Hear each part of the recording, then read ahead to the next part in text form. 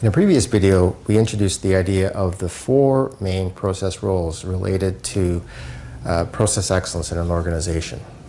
And as you'll recall, in the spirit of the inverted organizational pyramid, we have the process roles played by the more senior people in the organization here at the bottom with the vision and culture. And as we work our way up towards execution and improvement, we're moving our way to the frontline staff and first level management.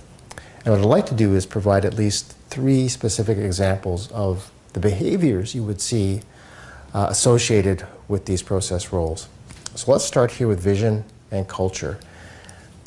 An example of a behavior is the setting of strategic process goals. So, for example, an organization, say a financial institution, might have as a strategic priority building its business with small businesses. A strategic process goal would be to set the aspiration to reduce the median processing time for small business loan applications from X days or hours to Y. A second behavior is establishing a problem-solving budget. We have talked about, and we will talk a lot about, root cause problem solving as a cornerstone of process excellence. Those activities take time. If they are extracurricular or things that you try to do in between other things in your full workday, well, guess what? It's not going to happen. So specifically, establishing a problem-solving budget means, let's just say, to use round numbers, we want to have, over the course of a year, each person spending 10% of their time on problem-solving activities, which includes problem-solving, implementation, training on new methods, etc. Well, to keep it simple, let's take a 40-hour work week. That translates to 4 hours a week. Now, in the course of 10 weeks, a person would accumulate enough time, for example, to spend a full week on a problem-solving workshop. If all of the things being equal, we want to do that, we're going to have to invest in staff to backfill people as they go off on those problem-solving activities. Another example of this is, say we want to bring workers in early, say 15 minutes early before their shift, in order to do some brainstorming or communicate some changes in process, etc. Well, 15 minutes for an hourly worker times hundreds, if not thousands of hourly workers every year adds up to a fairly big bill that needs to be budgeted at a strategic level as an investment that's going to help the business and has a return. A third example is rewarding problem identification. If the culture of an organization, despite all the rhetoric around transparency and problem solving, is that people get the idea that you need to keep your head down, because if you raise issues, your boss or your boss's boss gets defensive and angry because they feel embarrassed that problems have been raised in their area. If that's the tone, if that's the culture of an organization, we're not going to have transparent, effective root cause problem solving to improve the process. Process governance. An example of a specific behavior here is the recruiting and promoting of leaders with root cause problem solving skills. So, for example, is the ability to perform process root cause problem solving something that shows up in the evaluation of managers at all levels in the organization? Is that something they're specifically trained on, given feedback on, and support on, or not? Is it a criteria of hiring? Next is process metrics for root cause problem solving and strategy. So what that's getting at is, it's one thing to have process metrics that measure outcome. But for the purposes of process root cause problem solving, we generally need not just the outcome or lagging indicator, but leading indicators. So for example, if we took this small business loan application process time, yes, it's interesting and good to know that time, but for the purposes of frontline problem solving, understanding and that time and breaking it down into the stages of the process so we can see where it's getting delayed, Where are the defects occurring where we have to rework information or fill in missing information? And that's what's causing the delay. We're now getting into metrics that help with root cause problem solving. The second point is around timeliness. Very often, metrics aimed at a more senior audience tend to be aggregations of last month's performance. Well, at the frontline, that's much less useful than seeing the performance either in day or of the previous day, so that it's a very timely feed into a debrief and to problem solving. When we're talking about metrics, process metrics for the purposes of strategy, it's an issue often of a time frame. Whereas the frontline needs to see information on a very regular, real-time basis. Conversely, at a strategic level, we need to be looking at longer-term trends. And very often, if there are process metrics, they tend to be of, maybe last month's results, maybe last quarter's. But the idea of looking at a longer-term trend over, say, a rolling 12-month period to get a better sense of the deeper, longer-term performance trends is very often a big weakness in the performance metrics of organizations. And a third one is defining guardrails for frontline empowerment.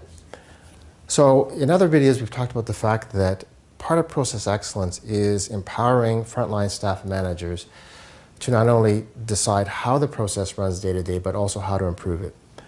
But in every organization, there will be certain topics that require greater oversight. So for example, there might be safety or regulatory issues that require the frontline to elevate that issue to the next level up before they can act on it, in order to make sure that safety or regulatory issues are not violated or endangered. But within those guardrails, they're free to improve the process and find new ways and methods. Scale up, an example of that is guiding the frontline root cause problem solving on strategic issues. So frontline staff will have all kinds of issues and opportunities and ideas for improvement. However, they will benefit enormously from guidance on, well, that being said, we really need to focus on this small business loan application lead time issue. So let's really prioritize the issues related to that first in our root cause problem solving in each unit that touches and affects that value stream. A second behavior is the identification and setting of best practice standards. So scale up refers in part to the idea that there's many ideas being generated by frontline teams. You might have a global business, you might have multiple business units, etc. So to get the benefit from these ideas, behavior here of scale up is taking those ideas and looking at it for its applicability across different geographies, different lines of business, different functions, and then spreading that new practice in the form of a new standard way of doing that thing across the organization. And the third behavior is ensuring flow and managing risk. So what that's talking about is, again, you have root cause problem solving occurring at the frontline level.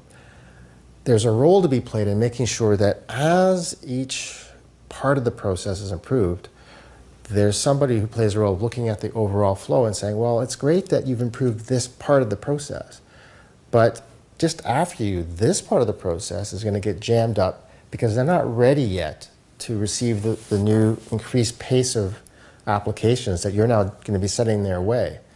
So to ensure flow, we got to make sure that these guys work on their process before you turn the switch on in yours. And managing risk is an idea over here that's very beneficial might introduce a risk in another part of the organization, unbeknownst to them. So there's this systemic risk management role of scale up.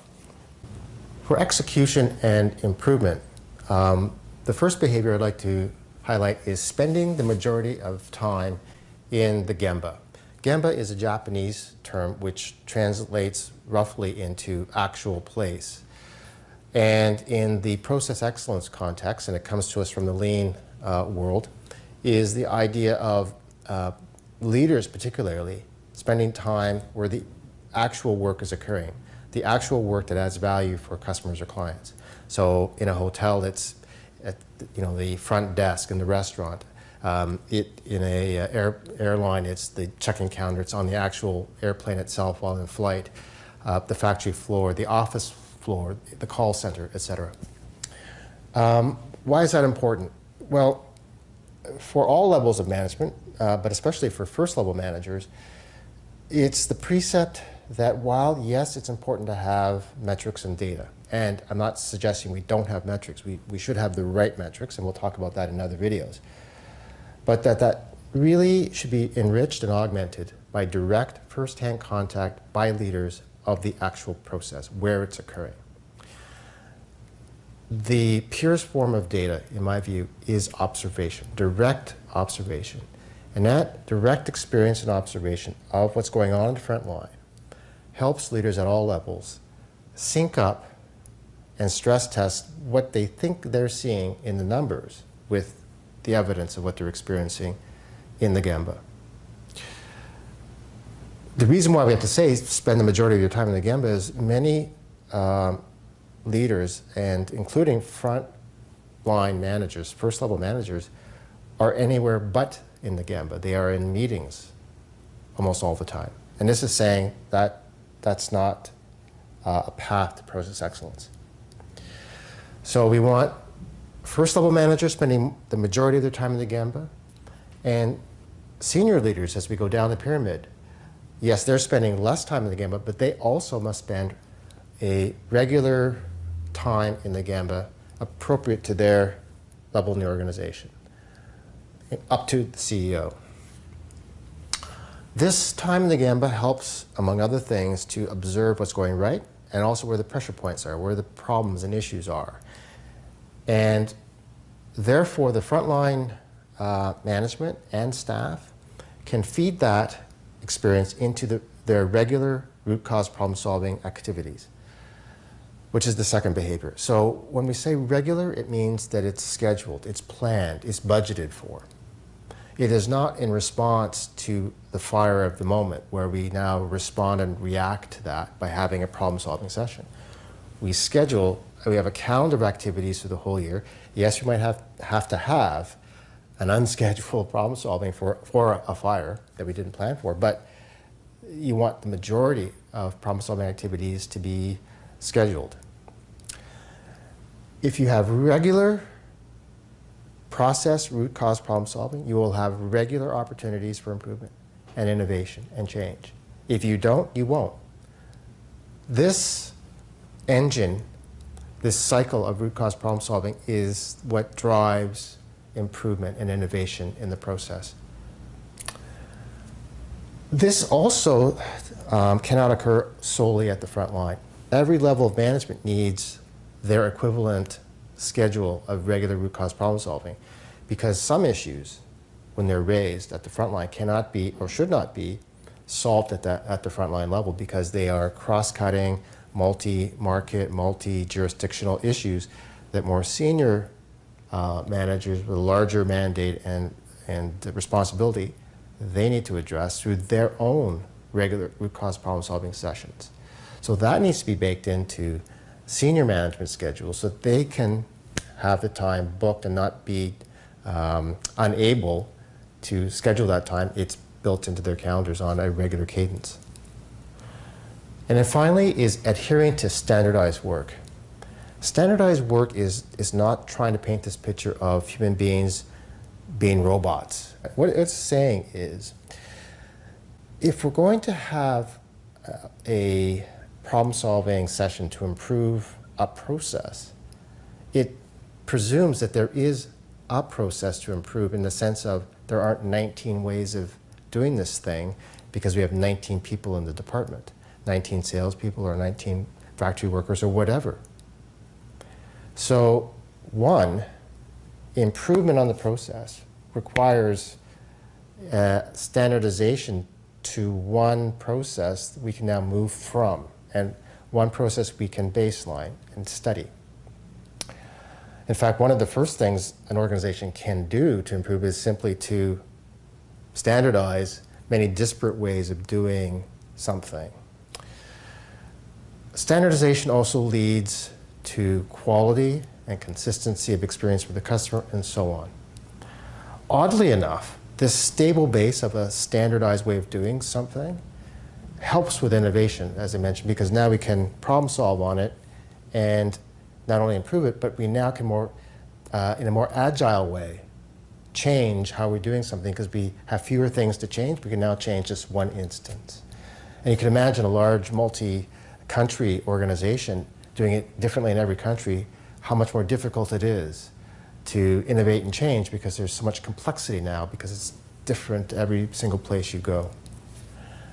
Yes, there will be some very good reasons occasionally for not having something done the same way, but they should be deliberate and very, very well scrutinized for rationale.